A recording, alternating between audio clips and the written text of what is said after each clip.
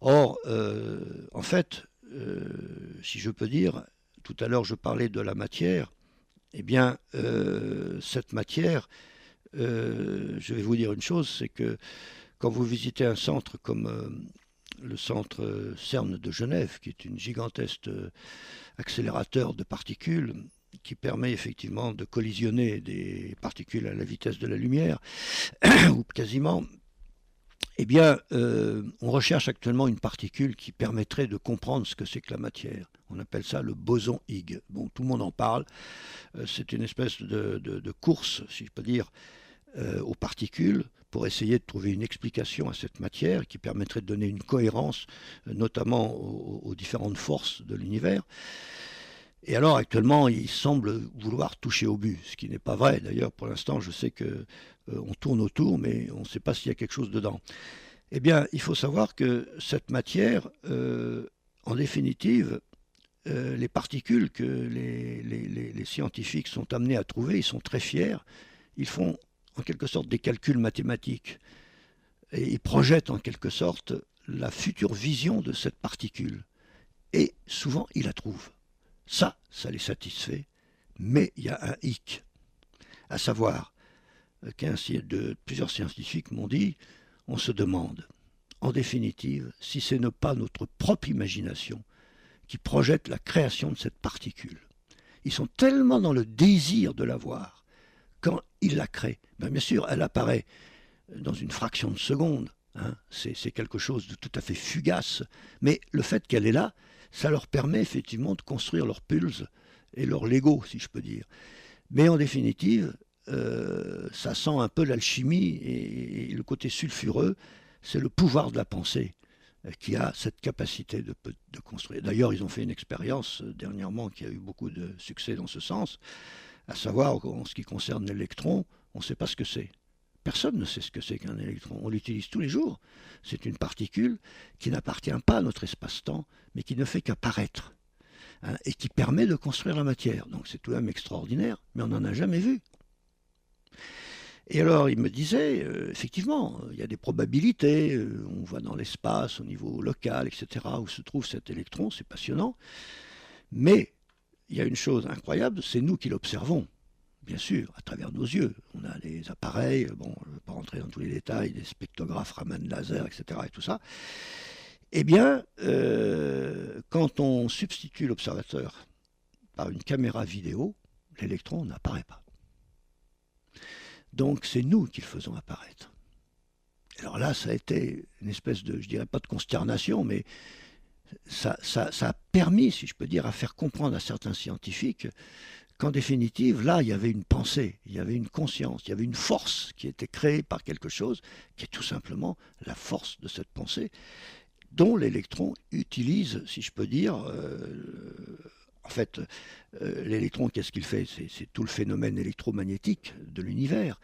Et c'est elle qui porte la pensée de cet univers. C'est cet électron, en fait, qui, effectivement, par ses vibrations, par sa fréquence, par, je dirais, les échanges électroniques à travers les molécules, les atomes, qui portent la pensée de l'univers et qui construit les formes.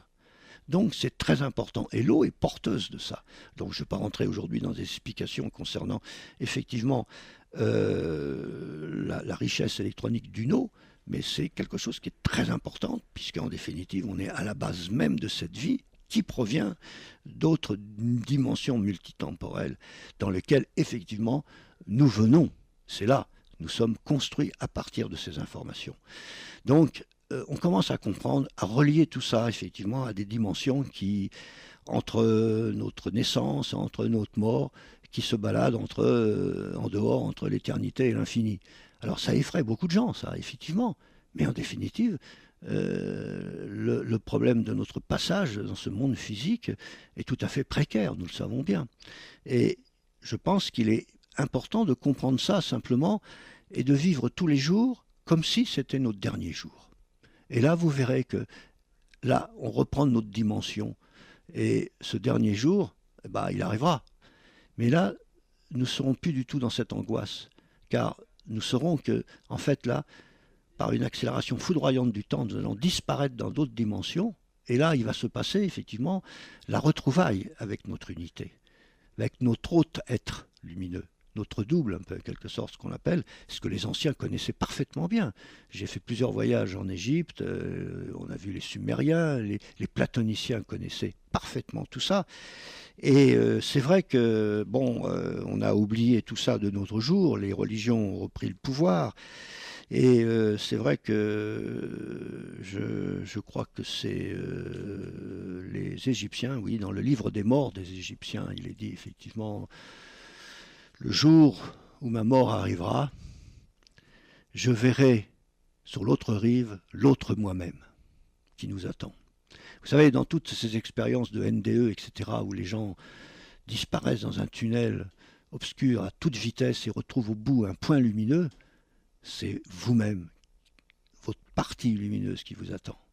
On commence à comprendre cela. Et dans la religion d'origine, c'était connu ça. Les Égyptiens connaissaient parfaitement ce système-là. Ils connaissaient qu'on était complètement dédoublés, que cette séparation était le fruit effectivement d'une catastrophe qui s'était passée dans notre histoire et qu'il fallait retrouver notre unité. Cette unité, c'était cette partie lumineuse qui se trouve dans d'autres dimensions. Et actuellement, nous frisons avec la nouvelle physique, si je peux dire, en intégrant les dimensions du temps dont on va parler peut-être tout à l'heure, eh bien, on retrouve effectivement une cohérence dans ce fonctionnement de la création. Parce qu'actuellement, si vous voulez, la science, en fait, essaye d'expliquer l'univers sans créateur. C'est ça le problème. Donc la création ne peut pas fonctionner sans un créateur, c'est pas possible. Donc par conséquent, il faut retrouver une cohérence, une espèce de logique spirituelle des choses, et non plus de la foi aveugle des choses qui vous transporte parfois dans des chemins qui peuvent être des erreurs ou des errances et qui vous amènent à rien du tout. Donc sachons que nous sommes, je dirais, au fond de nous-mêmes, nous avons toute capacité de pouvoir retrouver cela. Donc, pour moi, le chemin de l'eau, ça a été ça.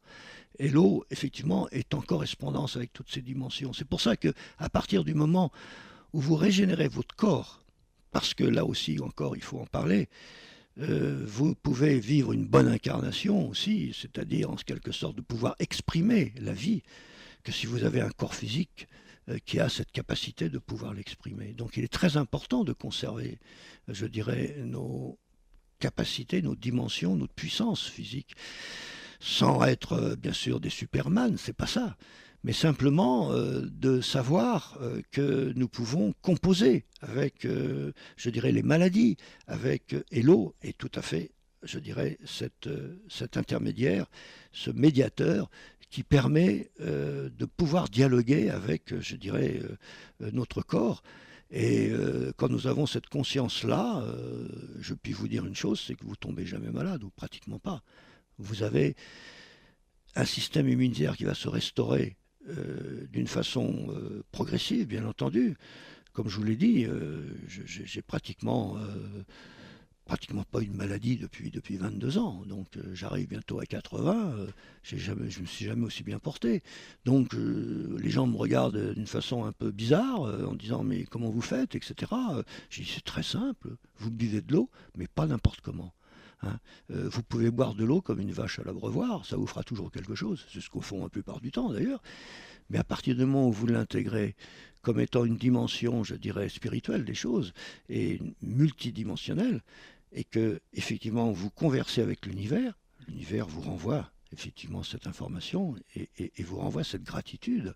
Et c'est ce dialogue qui va instaurer effectivement cette capacité de pouvoir fonctionner tous les jours en vous levant le matin, comme disaient les Grecs, dans cette théophorie, c'est-à-dire cette joie de Dieu qui est le pilier pratiquement de tout le fonctionnement de notre corps et de la nature. Regardez un animal, regardez une plante, j'explique dans mon livre comment fonctionne. On va y revenir. Qu'est-ce qu'il en est alors pour ce qui est du rêve justement? On en parlait. Alors, du sommeil profond. Alors oui, alors effectivement, on commence à comprendre un peu, si vous voulez, que qu'est-ce que l'on fait tous les jours pour vivre. Le problème, il est là, c'est que les gens s'imaginent que le hasard et le destin façonnent notre vie tous les jours et qu'il vous tombe des trucs, bons ou mauvais, on ne sait pas trop pourquoi. En fait, on ne se rend pas compte que tout ça, c'est nous qui les avons fabriqués. Bon, alors vous allez dire, mais attends, je ne peux pas être responsable d'une guerre, de machin, etc. Mais tout s'emboîte.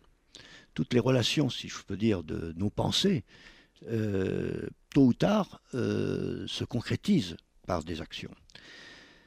Et la grande découverte que l'on fait actuellement, notamment au niveau des scientifiques, de certains physiciens, etc., en retrouvant, je dirais, ce qui était connu des anciens, on s'aperçoit qu'en définitive, nous faisons tout simplement, dans notre présent, qu'actualiser des futurs potentiels que l'on a créés par nos pensées, passés.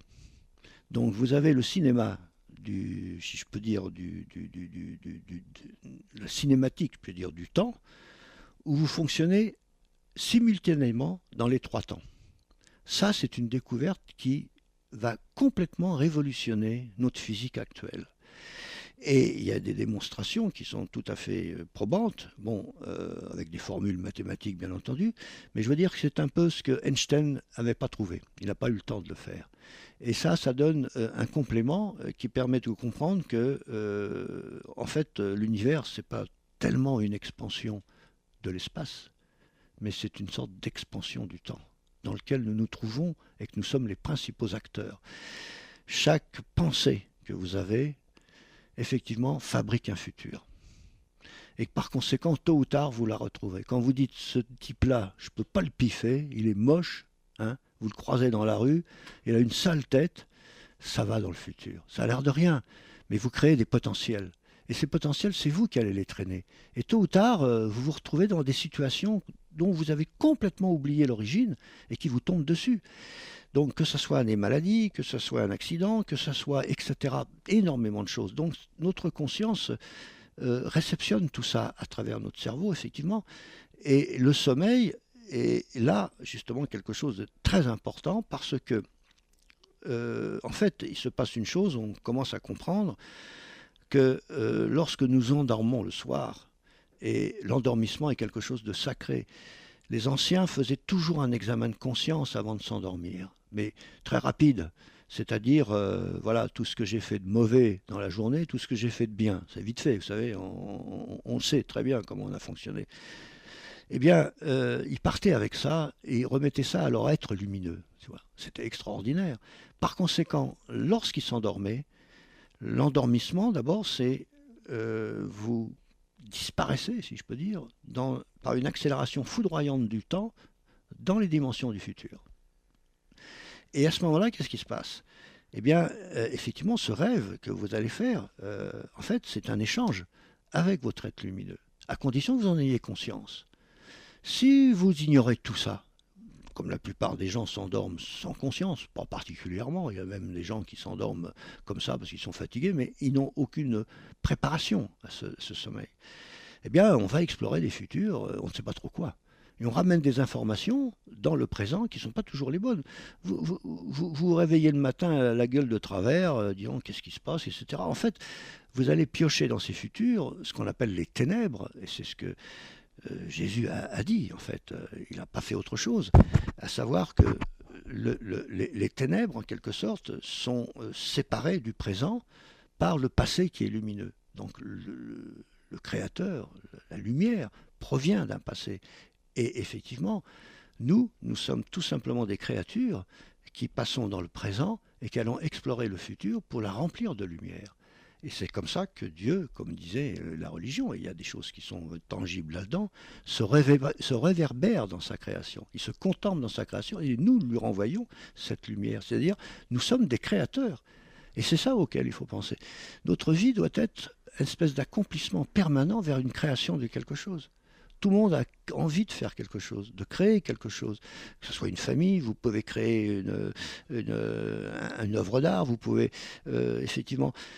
Je crois que l'instant où vous pensez, automatiquement, vous allez placer dans le futur cette pensée. Donc, nous actualisons sans arrêt tous les jours des pensées qui ne sont pas automatiquement les nôtres parce que nous sommes couplés de notre être intérieur, de cet être lumineux qui est encore proche des lumières du Créateur. Donc ça nous a été enseigné déjà par les religions.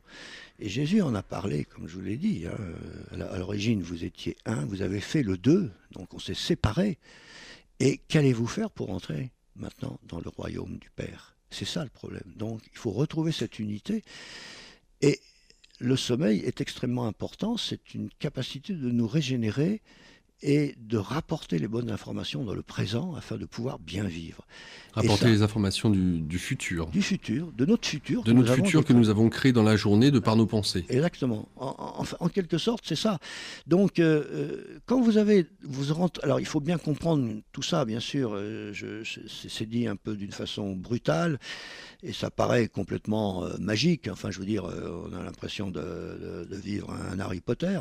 Mais en fait, c'est mieux que ça. C'est ça qui est extraordinaire, c'est que lorsque vous avez compris comment ça fonctionne, vous n'avez plus besoin d'y penser. Ça fonctionne tout seul. C'est-à-dire que, comme tous les animaux, si vous voulez, ils comprennent rien, mais ils savent.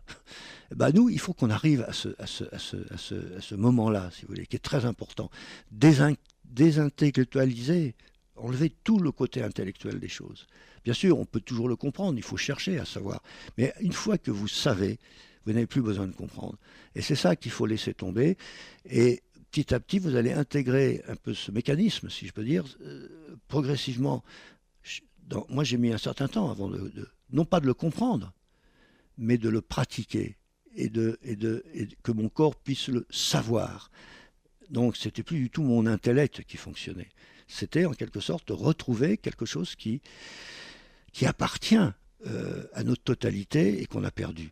Et les anciens savaient parfaitement ça, et je crois que même les Égyptiens, les platoniciens, la religion chrétienne des premiers siècles était empreinte de l'idée platonicienne, et il n'y a pas eu d'église tout de suite, contrairement à ce qu'on peut imaginer. L'église est une invention humaine, au sens de structure et d'institution. Jésus n'a jamais voulu ça au départ, et qu'on le voit très bien en Orient, où le bouddhisme n'est pas une religion. Chacun effectivement s'implique dans cette idée-là. Donc il y a une très belle chose, et le rapprochement qui se passe actuellement entre l'Occident et l'Orient. Pour l'Occident, si je voulais, utilise la science pour remonter vers la lumière, tandis que le bouddhisme est déjà dans les lumières et redescend dans la matière. Et donc cette rencontre, elle va se faire. Et ça va être explosif, vous comprenez? Parce que nous sommes des Occidentaux, et ce livre, si je peux dire, s'adresse à des Occidentaux quelque part. Parce que j'ai pensé que tout le temps, comment un universitaire, un an qui se trouve effectivement paré de certaines pales académiques, ou des étudiants, comment ces gens-là peuvent monter vers cette lumière? Qu'est-ce qu'il faut leur apporter pour qu'ils puissent aller au-delà de ce qu'ils apprennent? Bon, et comment dirais-je, cet apprentissage qu'ils ont actuellement, je pense qu'il faut qu'ils comprennent. C'est ce que j'ai expliqué dernièrement à ma petite fille. Je lui dis, tu sais, actuellement tu es au lycée, tu apprends un tas de choses, tu as l'impression que ça sert à rien. Il faut dire le mot, ça t'emmerde, hein, et que, bien sûr, ça sert à... Bon, je lui dis, écoute, ne crois pas ça. Ça peut être insipide, ça peut être complètement futile ce que tu apprends. Tu dis, mais qu'est-ce que je peux utiliser, ces trucs comme ça? Je dis, non. Pour l'instant, tu es comme un peintre. Tu es au stade où tu achètes ton papier, tes pinceaux, ta peinture, hein, ton chevalet, ta toile, hein, tu es en train d'acheter tout ça, tu vois. Ce sont des éléments qui te paraissent, il n'y a rien dessus. Hein. C'est des connaissances insipides, des trucs qu'on a rabâchés depuis longtemps, etc. On a tous passé par là. Et tu vas avoir un jour un beau diplôme, comme quoi tu as acheté tout ça, mais tu ne sauras rien. Mais à partir de là, c'est là où tu vas devenir créatrice. Tu vas être créateur de ton propre vie, et là tu seras content d'avoir tes pinceaux, tu seras content d'avoir ta peinture, tu auras tout ton matériel qui est prêt et tu pourras fonctionner. Donc rien n'est fait d'une façon, je dirais, inutile. Et nos études actuelles, bien sûr, qui sont dans l'éducation nationale, je ne vais même pas rentrer dans cette discussion et ces polémiques, il y a des choses sans doute à réviser là-dedans, mais je pense que il faut apprendre. Nous sommes là pour apprendre, mais aussi comprendre et enfin connaître. Ce sont les 3 étapes. Et cette étape de connaître, c'est la cerise sur le gâteau qui vous fait rentrer dans le royaume, qui vous fait rentrer dans cette dimension de vous-même et qui est une rencontre absolument extraordinaire. Et ça, c'est valable pour beaucoup d'Occidentaux. Alors, quand nous nous réveillons, si durant ce sommeil profond, Oui. une partie de nous-mêmes est allée explorer nos futurs potentiels, Oui. qu'est-ce qu'il en retire et qu'est-ce que nous en retenons dans notre présent à nous quand nous nous réveillons? Alors, ce qui est très important, n'est-ce pas, c'est effectivement de penser tout simplement à ce double lumineux, quelque part, que les anciens connaissaient bien. Et ce double lumineux, donc, connaissait les futurs. Donc, j'ai expliqué d'ailleurs comment fonctionne un peu la relativité à ce niveau-là. Hein, j'ai parlé des fameux 2 jumeaux qui se trouvent, une dans la fusée, l'autre aux terres, etc. Et, bon. Vous pouvez très bien donner tout à fait la métaphore pour les auditeurs qui puissent imaginer la chose. Voilà, par exemple, effectivement, on a fait des calculs très précis. Vous avez donc 2 jumeaux, hein, il y en a un qui est sur la Terre et l'autre qui prend une fusée qui, théoriquement bien sûr, va arriver à une vitesse proche de la lumière, à quelques kilomètres heure près. Eh bien, il se passe effectivement un décalage du temps, c'est-à-dire que, ça on le sait bien, ça a été mesuré, à savoir que petit à petit, celui qui est dans cette fusée va rentrer dans un temps qui n'est plus le même que celui qui se trouve sur la planète Terre. Bien qu'il ait la même sensation du temps, en fait, il y a un décalage qui se produit. Et on imagine par exemple que s'il voyage pendant 20 ans dans sa fusée, à cette vitesse proche de la lumière, quand il reviendra sur la Terre, il sera écoulé 2000 ans. Donc il ne verra plus rien, il sera un peu comme dans les visiteurs, hein, le conte, la Godefroy de Montmirail, qui revient... Ou la planète des singes. La planète des singes, c'est à peu près la même histoire. Tout ça, c'est dans le fantasme humain, si je peux dire. Mais en fait, c'est tout à fait calculé maintenant. Je puis vous dire une chose, je l'explique dans le livre, que les cosmonautes, quand ils ont été avec Apollo 11 dans la Lune, eh bien, ça a été évidemment imperceptible. Mais on a pu mesurer qu'à la vitesse où ils allaient, donc, pour sortir de l'attraction de la Terre, il fallait qu'il fonctionne à 11 km/s. Bon, on est très loin des 300 000 km à la seconde de la lumière, mais si vous voulez, il y a eu une différence.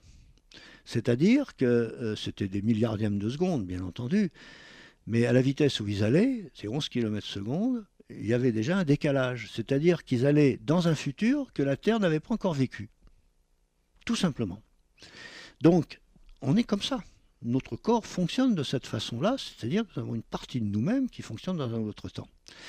Et il faut savoir que, par exemple, les GPS et toutes ces choses-là sont recalés quotidiennement parce qu'il y a une différence de décalage, précisément, de ces satellites qui fonctionnent à plus de 20 000 km au-dessus de la Terre et qu'ils recalent effectivement la différence de temps due à la vitesse. Parce que, sans ça, les positionnements seraient erronés au bout de quelques temps. Alors justement, d'ailleurs, les astronomes ont noté que les satellites que nous avons envoyés dans l'espace pour explorer notre système solaire... Ah, les pionnières, oui. Oui, je vous laisse raconter la petite histoire, et elle est très intéressante aussi. Oui, ce sont des satellites qui ont été envoyés dans les débuts des années 70, donc c'est déjà très vieux, il y a plus de 30 ans. Et il y avait Pionnière 1, Pionnière 2, etc. Ils ont été envoyés diamétralement opposés, si je peux dire, de leur côté, dans l'espace. Et ils sont sortis actuellement du système solaire. Mais ce qui est extraordinaire, jusqu'en 2006, on a eu encore des informations provenant de ces satellites qui envoyaient toujours des signaux. Et on s'est aperçu que, simultanément, ils ont ralenti. C'est-à-dire qu'ils sont rentrés dans un autre temps dont on ne sait pas. Effectivement, actuellement, la physique n'a pas intégré les propriétés du temps, si tu veux, en démonstration, mais en fait, c'est ça qui se passe. Avec la vitesse où ils vont, effectivement, ils changent de temps. Oui, on pensait qu'ils devaient accélérer, voilà. Et au contraire, ils ralentissent. Voilà. Alors, le problème, c'est un grand mystère. Donc, actuellement, avec la théorie des propriétés du temps, on arrive très bien à raccorder cela. Effectivement, ce ralentissement du temps, en fait, c'est un temps dilaté, si je peux dire. qui accélère curieusement. C'est-à-dire que la personne qui était dans la fusée et qui fonctionnait à une vitesse proche de la lumière était dans un temps accéléré et dilaté Pour quelqu'un d'extérieur. Par rapport à celui, l'observateur sur Terre. Hein. C'est ça qu'il faut comprendre. Or, c'est là où, effectivement, il faut imaginer un instant, si vous voulez, que si cette personne dans cette fusée, allant donc à une vitesse proche de la lumière, était dans une accélération du temps, son temps, si je peux dire, c'est un peu comme dans les rêves. Lui, il n'a pas changé son temps, mais par rapport au temps terrestre, effectivement, ce temps est accéléré, puisqu'il va effectivement parcourir 2000 ans de temps terrestre de l'observateur, alors qu'il y reste 20 ans. Donc, il y a une accélération du temps, et par conséquent, on peut imaginer, s'il avait la possibilité, s'il sortait de sa fusée instantanément, il verrait le futur de la Terre. Et il pourrait rapporter ainsi l'information à son frère qui est resté sur Terre. Donc c'est un peu le système de la voyance. C'est ça. On va chercher dans le futur une information qu'on ramène instantanément dans le présent. Et bien, ça fonctionne comme ça chez les animaux qui ont cette capacité, par l'instinct, de réagir en anticipant un événement avant même d'en avoir conscience. Ça, c'est l'intelligence extrême. Vous voyez, c'est l'intuition ou l'instinct, c'est à peu près pareil. Donc on retrouve ça chez l'homme, bien sûr, et nous avons cette capacité-là, mais bien sûr, biologiquement, nous ne pouvons pas nous dédoubler. Ça, c'est sûr que nous restons matériellement sur la planète. Mais nous avons notre corps, si je peux dire énergétique, pratiquement, qui va chercher cette information et le ramener. Donc, il faut aller trouver la bonne personne en face, dans ces futurs obscurs et ténébreux. Alors pourquoi sont-ils obscurs et ténébreux ? Parce que, justement, on y a mis beaucoup de pensées qui n'ont pas été toujours adéquates. Et actuellement, c'est bien le cas qui se passe. Vous voulez dire des pensées positives ? Exactement. Nous avons des pensées lumineuses, je dirais. D'accord. Le positif, j'aime pas trop, Okay. mais c'est plus que ça. C'est vraiment lumineux. C'est-à-dire qu'on est chargé d'éclairer, en fait, les ténèbres et de ramener cette lumière vers le Créateur. C'est ça. Nous sommes des passeurs des témoins. Par conséquent, il est important à tout instant d'avoir je dirais, cet esprit, cette capacité de rendre lumineux ce que l'on fait. Donc vis-à-vis de l'autre, vis-à-vis de notre famille, vis-à-vis de n'importe qui. Ça ne veut pas dire qu'il faut céder partout, c'est pas ça. On n'est pas des chiffres molles. Mais ce qui est extraordinaire, c'est de voir que petit à petit, votre environnement change. Ça, c'est Gandhi qui l'a dit, hein, vous savez. Soit le changement que tu veux voir apparaître. Soit le changement du monde que tu veux voir. C'est ça la principale chose. Donc nous avons cette capacité de création, et là nous l'avons perdue depuis longtemps. Et actuellement nous sommes plus en train de gémir sur les fatalités qui nous tombent dessus, alors que c'est nous qui les avons créées. Et nous plaçons à chaque jour, à chaque instant, dans ces futurs, des pensées qui sont extrêmement mauvaises et ténébreuses. Donc il n'est pas étonnant que la planète est en train de souffrir actuellement de tout ça. Il faut comprendre qu'à l'époque, même quand Jésus, qui est tout de même un avatar, comme on dit, ou tout du moins un messie, appelez ça comme vous voulez, mais c'était un homme aussi, avant tout, mais qui était habité de quelque chose d'extraordinaire, avait parfaitement compris tout ça. Et quand il est dit je suis descendu aux enfers pour aller effacer les péchés du monde, bon, ça a encore des histoires de curés, tout le monde rigole quand on raconte des choses comme ça. En fait, c'est encore une histoire du temps. Il était descendu tout simplement aller dans les futurs, effacer les potentiels de la Terre qui existaient, qui étaient très lourds à l'époque. N'oubliez pas qu'à l'époque romaine, c'était une époque horrible, terrible. La vie d'un homme n'existait pratiquement pas. On pouvait tuer comme on voulait, etc. C'était pire que maintenant. Alors bien sûr que maintenant, notre civilisation technologique a déployé des choses, mais c'est pas du tout la même façon d'aborder les choses. Les choses sont peut-être moins violentes dans l'apparence, mais elles sont plus violentes, si vous voulez, au niveau, je dirais, de l'âme ou du cœur. Hein. Là-bas, à l'époque, c'était physique, les choses, les esclaves, etc. Et cette époque romaine était absolument odieuse. Hein. L'univers, là, basculait dans l'horreur. Et après, on a eu les barbares, on a eu tout ça. Enfin, ça a été un blanc. Mais c'est vrai que, en fait, depuis 2000 ans, on a recommencé. On n'a fait que remplir de nouveau ces futurs, je dirais, de pensées qui sont absolument ténébreuses. Et on les actualise, on doit les vivre. Seulement, on peut les effacer. C'est ça l'extraordinaire. Et c'est ça qui est. Et à partir du moment où vous avez cette relation avec vous-même, cette partie lumineuse, qui est en fait cette partie proche encore des lumières du Créateur, eh bien le sommeil, vous allez effectivement faire ce voyage. Et si vous faites votre examen de conscience juste avant de dormir, il ne s'agit pas de faire tout un listing, c'est pas ça, mais de renvoyer à l'univers tout ce que vous ne pouvez pas résoudre parce que vous en avez l'incapacité et l'impuissance de le faire. Et c'est un peu l'idée de notre Père, que votre volonté soit faite, mais la volonté, c'est votre volonté vous-même, de votre lumière, qui est l'autre côté, si je peux dire, du monde, et qui est là pour effectivement trier, en fait, en quelque sorte, les futurs, votre futur. C'est-à-dire que la nuit, votre double passe son temps à trier les futurs que vous avez créés le jour. Vous voyez. Par conséquent, il sait très bien ce qu'il vous faut. Et il a intérêt, parce que, en fait, c'est vous-même, l'autre côté.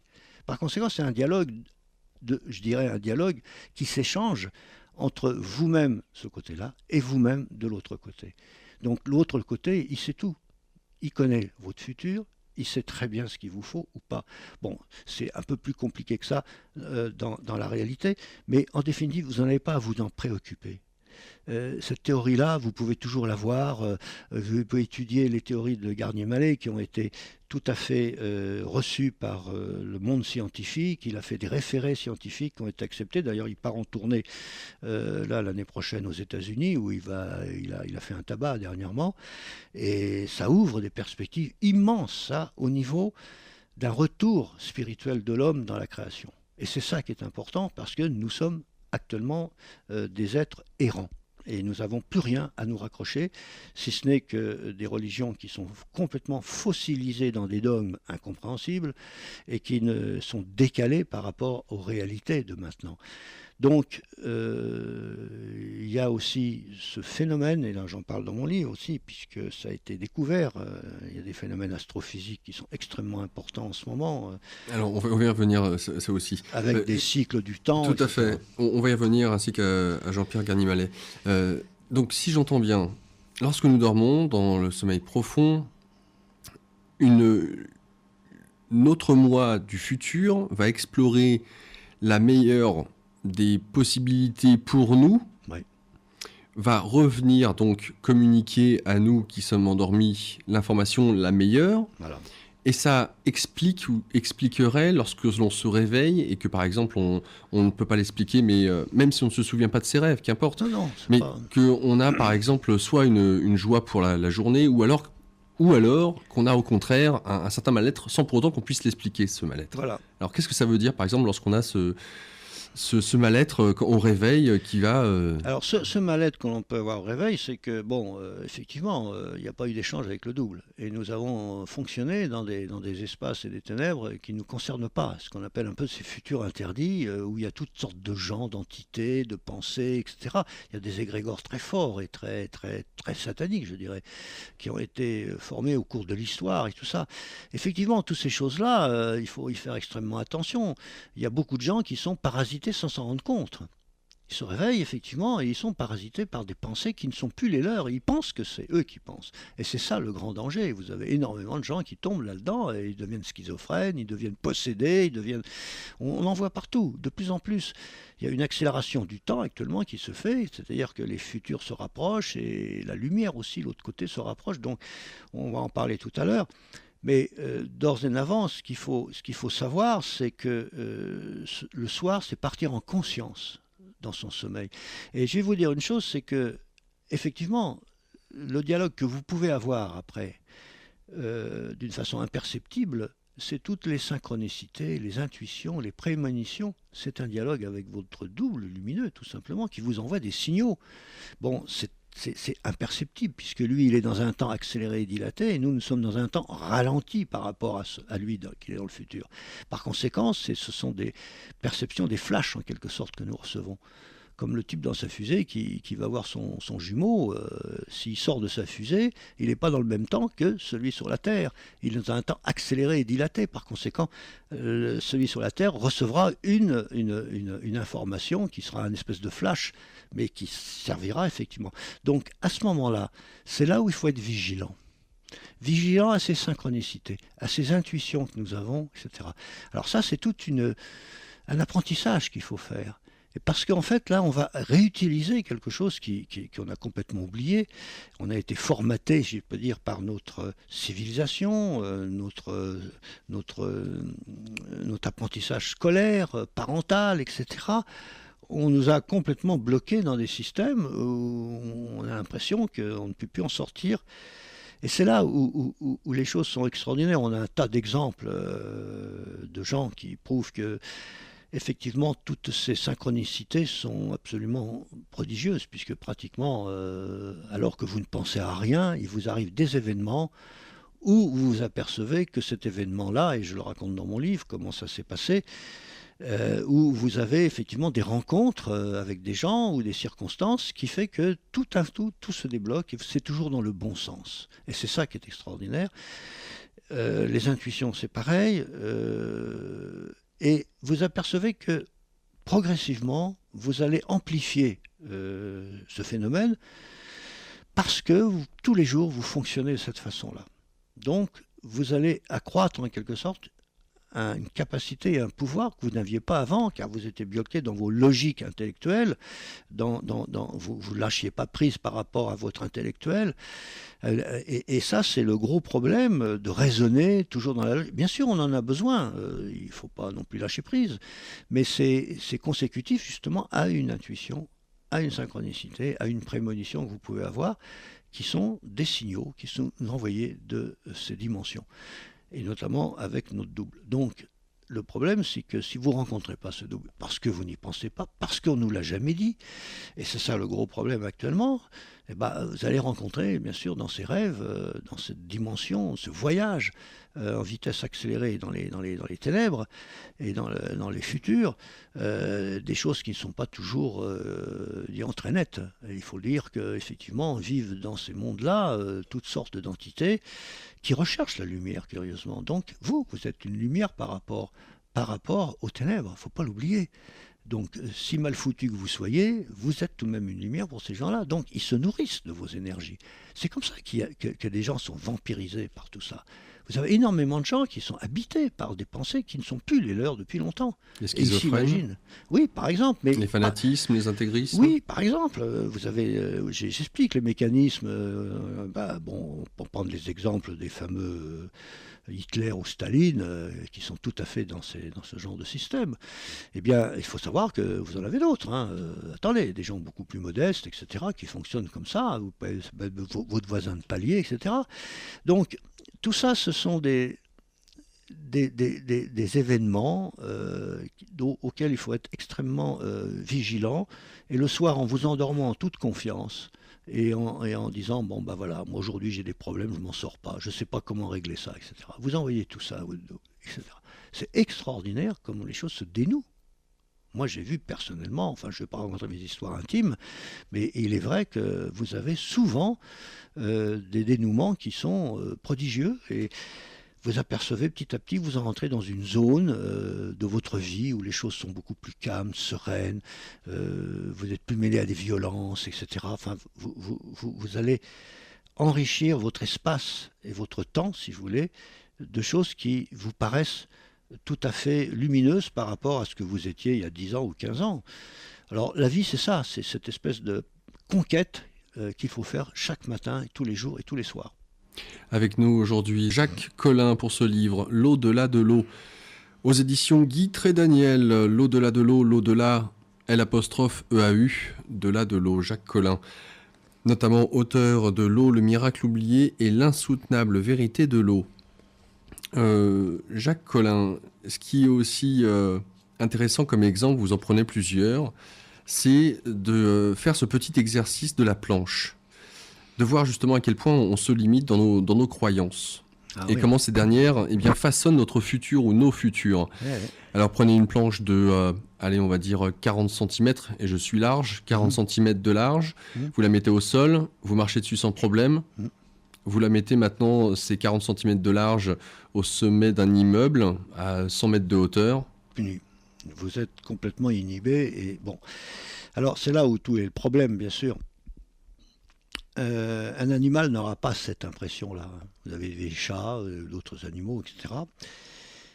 Parce que nous fonctionnons, bien sûr, nous ne sommes pas, comment dirais-je, construits comme peuvent l'être la nature, une plante ou un animal, qui ont en quelque sorte, d'une façon définitive et souveraine, si je peux dire, des qualités, et ces qualités sont parfaites au départ. Tout est parfait dans une plante, tout est parfait dans un animal, il sait exactement ce qu'il faut faire, il le sait, mais il ne comprend pas. Et c'est là qui est extraordinaire, c'est parce que lui, il fonctionne effectivement dans les trois temps en même temps. C'est-à-dire qu'il va aller chercher dans les futurs l'information immédiate, avant même qu'il en ait conscience, et c'est comme ça qu'il échappera à des dangers, etc. Tsunami ou autre. Et tsunami, comme on a vu d'ailleurs dernièrement, j'ai expliqué ça aussi dans ces développements, les éléphants, 24 heures avant, ont cassé leur chaîne, ils sont partis dans la montagne, et il faut savoir que dans cette tsunami en Indonésie, on n'a absolument retrouvé aucun animal, aucun rat, aucun chat, aucun chien dans les décombres, à part les hommes. Donc c'est pour montrer notre infirmité par rapport à, je dirais, l'infinité, la perfection de cet univers qui a tout est fait pour que nous puissions bien vivre. Et nous passons notre temps à nous flageller, à nous faire souffrir et d'être dans cette inhibition. Pourquoi ? Pourquoi nous ne voulons pas aller sur une planche à 100 mètres ? Parce qu'on a peur de mourir, tout simplement. Notre être biologique, nous passons notre temps à nous protéger, à assurer notre survie biologique par tous les moyens, quel que soit notre état de conscience et nos spiritualités, quoi qu'on dise. Bon, donc c'est important de comprendre cela, et que nous fabriquons d'un côté des fatalités qui nous reviennent tôt ou tard, et d'un autre côté, nous n'avons pas réglé le problème avec notre mort. Or, toute vie, il y a une mort, et la mort est incluse dans cette vie. Et ça, c'est une porte de sortie, mais un point, c'est tout. Seulement, comment l'intégrer, comment la comprendre, comment ressortir de cela en apprivoisant cette mort. Bon, bien sûr, il y a toutes sortes de formations qui se font maintenant là-dessus, à ce sujet-là, mais c'est un travail personnel et intime. C'est un travail, justement, où il faut comprendre que, effectivement, nous vivons dans les trois temps, et que ces trois temps sont des temps simultanés qui s'écoulent à des vitesses différentes. On commence à comprendre ça tout simplement dans les nouvelles propriétés du temps, et ça va changer complètement la vision de l'univers. Et on va, comment dirais-je, comprendre comment fonctionne notre biologie. Et cette biologie fonctionne de cette façon-là. La moindre de votre cellule fonctionne de cette façon-là. C'est anticiper en quelque sorte les informations pour pouvoir faire fonctionner votre corps. Donc c'est une nouvelle découverte. Alors on n'en est pas encore là à enseigner ce genre de choses dans les écoles et les universités, mais ça va venir très rapidement. Donc ça va complètement nous dégager, parce qu'en définitive, nous sommes plus bornés à notre naissance et à notre mort. Nous sommes absolument plus du tout dans cette espèce de temps compressé dans lequel est le présent. Le présent est un simple curseur qui ne fait qu'avaler du futur et rejeter du passé. Par conséquent, nous sommes vraiment dans ces trois temps, et quand vous en avez pris la dimension et que vous allez chercher les bonnes informations, vous pouvez être sûr que vous comprenez que, à travers cette biologie, et là j'explique tout ça bien sûr dans les livres précédents, mais aussi dans le nouveau, à savoir que toutes nos cellules fonctionnent de cette façon-là, alors justement, et emmagasinent toutes ces informations. Une cellule est composée, alors je dis de mémoire, vous allez me confirmer, à 89% d'eau. Oui, c'est un pourcentage, je dirais statistique. Il s'agit bien de comprendre qu'il est très difficile de savoir combien il y a d'eau dans une cellule en permanence, mais cette eau n'est pas du tout la même que celle que nous buvons, d'abord. C'est une eau qui a été transformée. Les cellules, si vous voulez, bien sûr, à travers le système hydrique du corps, absorbent cette eau Et il faut savoir qu'il y a des portes, si je peux dire, des correspondances au niveau de la membrane cellulaire qui permettent à l'eau de rentrer, mais cette eau elle rentre avec des éléments et elle en sort, je dirais, avec d'autres éléments, d'autres informations. Et c'est là où on a découvert que ces petits canaux qui permettent à l'eau de rentrer, molécule par molécule, vous vous rendez compte, à des vitesses fantastiques, bien entendu, on appelle ça les aquaporines, eh bien, permet les échanges de la cellule avec l'extérieur, et à la fois pour apporter bien sûr les éléments comme le sodium, le potassium, etc., tout ce qu'on veut. On ne va pas rentrer dans toute cette littérature, mais c'est absolument important, et que cette eau, à l'intérieur de la cellule, on vient de le découvrir encore dernièrement, vous avez des scientifiques qui sont très pointus là-dessus, comme un certain Marc Henry, de l'université de Strasbourg, qui a travaillé ça, j'en ai parlé l'autre jour d'ailleurs, où l'eau est dans un état de surfusion à l'intérieur et qui a une réactivité absolument extraordinaire, donc pour à la fois faire fonctionner notre ADN, il ne faut pas l'oublier non plus, donc cet ADN qui est quelque chose de magique, alors que l'ADN constitué simplement de sucre et de phosphate n'est pas plus compliqué au niveau chimique qu'une goutte d'huile. Et regardez ce que l'ADN peut faire, c'est quelque chose d'incroyable. Donc cet ADN, effectivement, quand par la division cellulaire se dédouble, eh bien, cette eau va être effectivement, en quelque sorte, je dirais, sorte de convertisseur de l'information et de la forme et de la construction de cette forme. À savoir que vous avez un scientifique qui maintenant n'est plus du tout en retraite maintenant, mais que j'ai connu à l'époque, il y a une vingtaine d'années, qui s'appelait Étienne Guillet, qui était un biologiste qui enseignait à l'université d'Orsay à Paris, qui est absolument passionnant et qui a écrit un livre dont je vous recommande d'ailleurs, qui s'appelle je ne me rappelle plus du nom, je m'excuse. C'est pas grave. Ça reviendra. Et qui disait, moi j'ai observé la division cellulaire, on a essayé de l'observer, on ne voit jamais la division cellulaire, c'est ça qui est incroyable. Qu'est-ce qui se passe à ce moment-là? Eh bien, il m'a dit, vous avez tout d'un coup, quand la division s'amorce de cette double hélice, puisqu'elle va faire 2 cellules filles, tout disparaît dans un brouillard complet, comme si ça passait dans un autre temps. Effectivement, c'est ce qui se passe. Et l'eau, là, en surfusion, si je peux dire, va en quelque sorte faire amener l'information, si je peux dire, de cet autre temps. Et on voit réapparaître, alors qu'on n'a rien vu de la division, l'autre côté, les deux ADN de la cellule fille qui apparaissent, l'autre côté. On n'a rien vu ce qui s'est passé. Pourquoi? Tout simplement, ça s'est passé d'une façon instantanée, dans une accélération du temps prodigieuse, où l'ADN a été chercher son information et l'a ramener dans le présent. Donc c'est absolument magique. On appelle ça un peu, d'ailleurs curieusement, maintenant en biologie, il y a des gens qui osent dire que c'est une sorte d'effet tunnel, comme on dit. Vous voyez, l'effet tunnel, c'est pas autre chose que ça. On l'utilise en électronique, etc. Donc c'est ça. Non, toute la nature fonctionne dans les dimensionnements du temps, et toute particule, comprenez ça, se dédouble. Toute particule se dédouble. Et nous sommes un sac de particules, nous nous dédoublons. Il n'y a rien d'extraordinaire à ça. C'est prouvé d'une façon tout à fait scientifique. Et on le retrouve non seulement dans la physique des particules, bien entendu. Ah ben voilà. Oui, c'est pas celui-là, c'est l'autre avant. Oui, parce que là, j'en ai un d'Étienne Guillet que m'a remis Didier Deplège, oui. L'énergie des pyramides et l'homme. Oui, ça c'est encore autre chose. Oui, c'est la suite, ça. Bon, on ne va pas rentrer avec toute cette affaire, mais je veux dire par là que, en fait, la vie fonctionne de cette façon-là, se dédouble sans arrêt pour aller chercher l'information dans le futur, pour le ramener dans le présent et fonctionner. Tous nos virus, nos microbes font ça. Et c'est pour ça que nous courons derrière ces malheureux virus pour essayer de les éliminer. Nous n'y arriverons jamais, parce qu'ils ont trouvé l'information avant même que nos savants soient posés la question.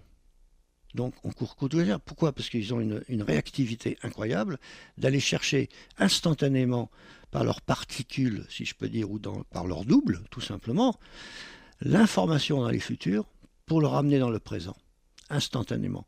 Donc nous voyons que notre corps fonctionne comme ça par des échanges électroniques. Et c'est ça qui est absolument miraculeux, c'est que toutes nos réactions métaboliques se font de cette façon-là, sans que nous nous en rendons compte, bien entendu.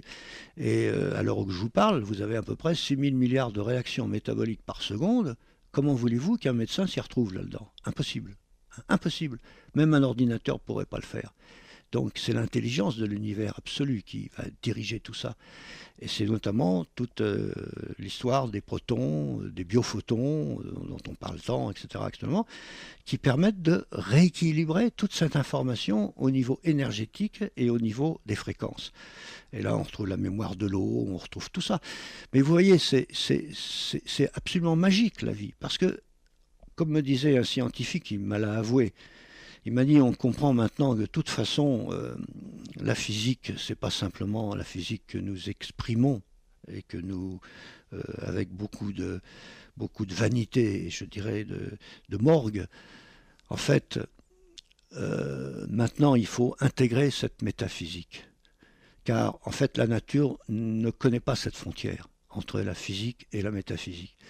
La métaphysique, bon, je ne parle pas au niveau spirituel des choses, mais simplement que tout fonctionne dans d'autres dimensionnements. Et comme disait Saint-Ex, l'invisible, et je dirais la matière est invisible, non, comment on dit, l'essentiel est invisible à nos yeux. C'est ça, en fait. Donc, nous fonctionnons strictement au niveau de notre matière, qui est tout simplement une coagulation, et ça les civilisations orientales le savent très bien, une sorte de coagulation, je dirais, de l'information et de l'énergie dans notre temps, ralenti, extrêmement lent, et c'est ça qui nous fait notre souffrance. Et c'est ça qui nous donne ce sentiment de séparation. Et de séparation. C'est que le temps soit ralenti à cet extrême. Voilà. Donc, voilà, c'est ça. Donc, nous savons très bien qu'en biologie, toute particule a cette capacité de pouvoir se dédoubler pour aller chercher une information instantanément pour la ramener dans le présent, pour pouvoir fonctionner. C'est comme ça que ça se passe. Et ça, c'est une vérité qu'on n'osait pas intégrer dans la biologie. Mais maintenant, on commence. Il y a des Américains qui ont effectivement trouvé tout cela et qui commencent à comprendre que, dans le fond, dans cette biologie, tout n'est qu'intrication, c'est-à-dire des échanges à des vitesses de l'information qui n'ont rien à voir avec la vitesse de la lumière. Oui, les fameux biophotons. Non. Ou c'est encore autre chose? Les biophotons fonctionnent à la vitesse de la lumière. Mais la vitesse de l'information, c'est tout à fait immatériel et virtuel. Et cette vitesse a été calculée par Jean-Pierre Garnier-Mallet, je vais vous dire le chiffre, elle est de 954 milliards de kilomètres secondes. Donc ça n'a rien à voir avec les 300 000, c'est comparer la vitesse d'un escargot à côté d'un TGV, vous voyez, c'est à peu près ça. Donc il faut comprendre que ça ne vit pas dans le même temps. C'est un autre temps. C'est un temps accéléré, dilaté, etc. Et tous les phénomènes de télépathie, alors on appelle ça en science l'intrication, eh bien, en fait, la biologie l'utilise, nos fonctions, nos cellules, etc. Donc, on découvre maintenant des choses qui fonctionnent depuis, bien sûr, la création de l'univers, mais auxquelles on n'avait pas accès. Pourquoi? On était complètement plongé dans une espèce de logique, un raisonnement matérialiste, et qui nous enfermait dans un système de raisonnement. Et il faut bien comprendre que depuis la physique quantique déjà découverte il y a un siècle, il n'y a pas eu de grande découverte. Rien. Il n'y a eu que simplement des recherches appliquées sur ces découvertes, mais on n'a rien découvert de plus.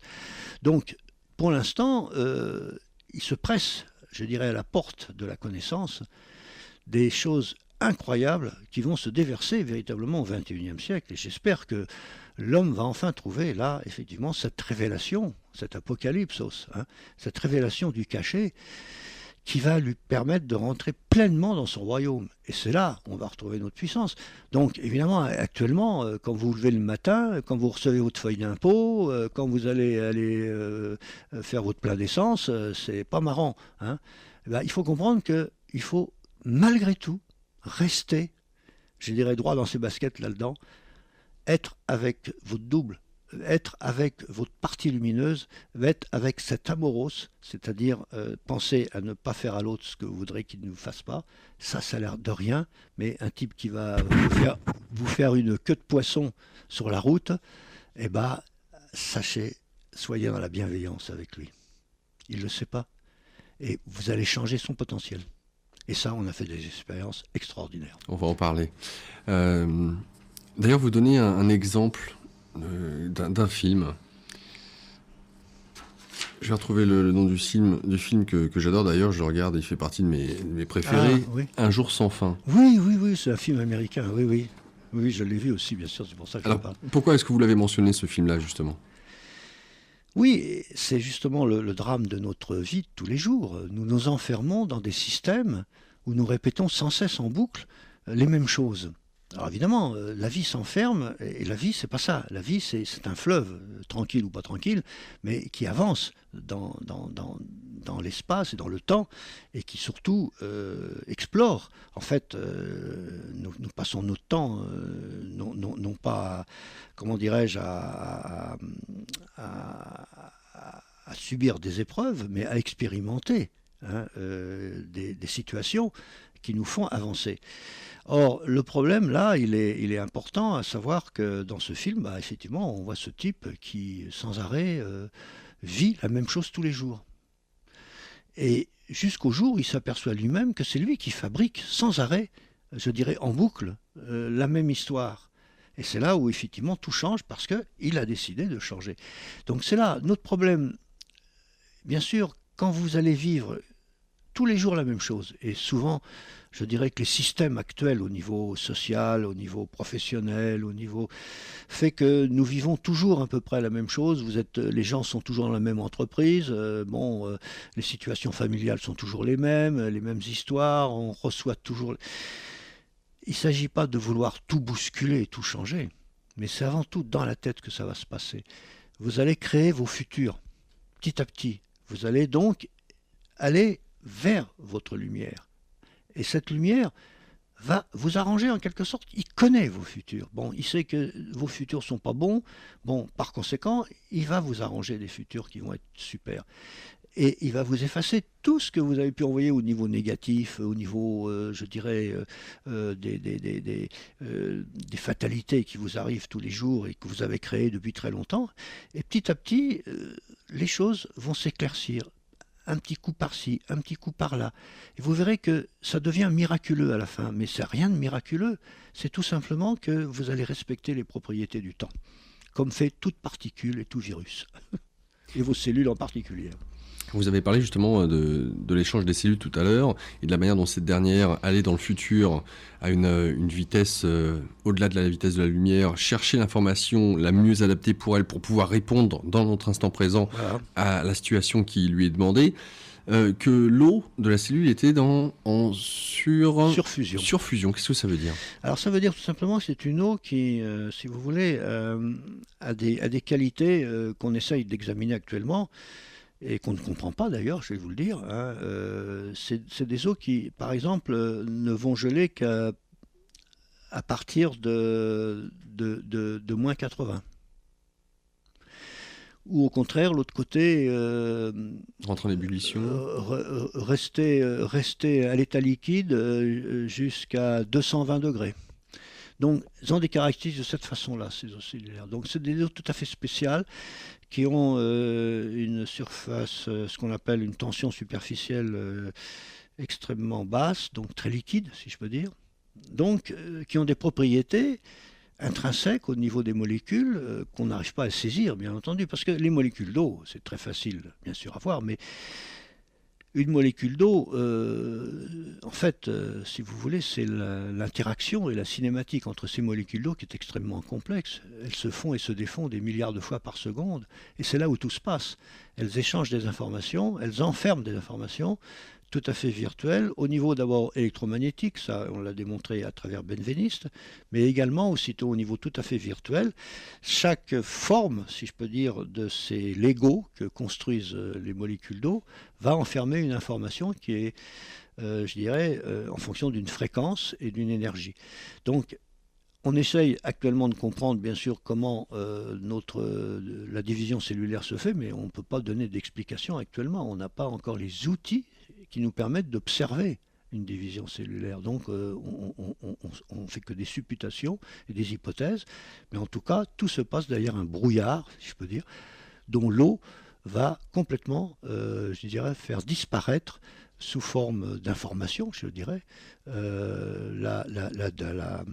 l'ADN mère, et qui va être sublimé dans cette eau, et dans lequel va se passer ce mystère qui est la division cellulaire, et qui va faire apparaître tout d'un coup, l'autre côté, instantanément, je dirais, ces deux cellules filles, ou ces deux ADN filles. Donc voilà, c'est un exemple parfait, si je peux dire, du dédoublement du temps. Et nous faisons que ça tout le temps. Jacques Collin, je vais ouvrir le standard pour les auditeurs, puisque ça fait maintenant un peu plus de 2 heures que nous sommes ensemble. Pour vous, auditeurs, auditrices, l'occasion de poser vos questions à Jacques Collin. Jacques Collin, vous mentionnez à un moment donné, justement, sur cette joie profonde, et le bonheur, vous disiez, était le chemin et non pas un but en soi, c'est la trajectoire, la direction, et de parler de la joie telle que les Grecs la voyaient peut-être, joie provoquée par les drogues. Alors, je reviens sur celle-ci. Si effectivement certaines drogues nous permettent de ne pas dormir, c'est une chose, mais dans quelle mesure est-ce que la joie provoquée par certaines drogues peuvent justement nous couper de notre moi du futur ? Alors ça, je comprends. Parce qu'à partir du moment où on prend une drogue chimique, donc qui n'est pas notre volonté, il faut bien le comprendre, vous allez vous enfermer dans un système qui va être effectivement que biochimique. C'est-à-dire que vous êtes en dépression, etc. Le médecin vous décrit des neuroleptiques, etc., des somnifères et tout ça. Il faut comprendre que cette chimie s'empare d'abord de votre corps, de votre cerveau, et que ce cerveau va donc avoir une accoutumance à recevoir cette dose chimique, et va donc envoyer des signaux, je dirais, à tout le corps, au système nerveux, bien entendu, à vos neurones, et progressivement provoquer une accoutumance. Mais c'est un système qui tourne en boucle. Ça n'a rien à voir, si vous voulez, avec la joie qui, elle, provient précisément de l'univers entier. C'est-à-dire vous êtes ouvert sans arrêt sur l'essence même de cette création, c'est-à-dire sur la signification même. Donc c'est vous qui allez ouvrir effectivement ces choses-là, et vous allez passer par les mêmes circuits. Seulement, vos cellules vont recevoir quelque chose qui n'a rien à voir avec l'effet biochimique. Ce n'est pas une molécule. Évidemment, vous allez avoir aussi des coups d'adrénaline ou des coups de dopamine. Vous allez ressentir un peu les mêmes effets au niveau comment dirais-je, de l'aisance, du bien-être, mais ça n'a rien à voir. Le problème, c'est que tout est factice, c'est une espèce de Disneyland, si je peux dire, des fameux contes et légendes que nous connaissons tous. Donc, le corps va s'habituer et vos cellules vont en redemander progressivement, parce qu'il va falloir effectivement vous en reprendre encore pour pouvoir fonctionner dans ce système qui est un système complètement fermé. Contrairement, bien sûr, à la joie pure, qui, elle, est ouverte sur l'univers et qui est ouverte sur le monde entier. Donc là, vous allez puiser dans une réserve qui est inépuisable, si je peux dire, et infinie, alors que la molécule chimique, elle vous fabrique quelque chose qui est tout à fait artificiel, qui n'a plus rien à voir avec la vraie joie et le vrai bonheur. Bon, vous avez le Prozac, par exemple. Hein, ça, c'est vrai, je connais beaucoup de gens qui disent, moi, depuis que j'ai du Prozac, c'est parfait. Mais n'empêche qu'à la fin, ils se sont suicidés tout de même. J'en connais. Hein, ou qui sont tombés à moitié fous. Donc, si vous voulez, il y a une rupture complète. Le corps vit en circuit fermé, bouclé, et toujours de la même façon. Donc, c'est un monde de fous. Vous avez des littéraires qui ont exposé. Il y a un certain Aldous Huxley, dans les années 30, qui a décrit parfaitement ce monde. Et ce monde-là est arrivé. Donc, je comprends très bien pour certaines situations, je dirais, où la personne se trouve dans un état dépressif extrême, qu'on prenne des choses comme ça, mais à condition, bien sûr, qu'on lui redonne la possibilité de s'en défaire et de retrouver sa vraie raison de vivre. Sans ça, ça finit très mal, tout ça.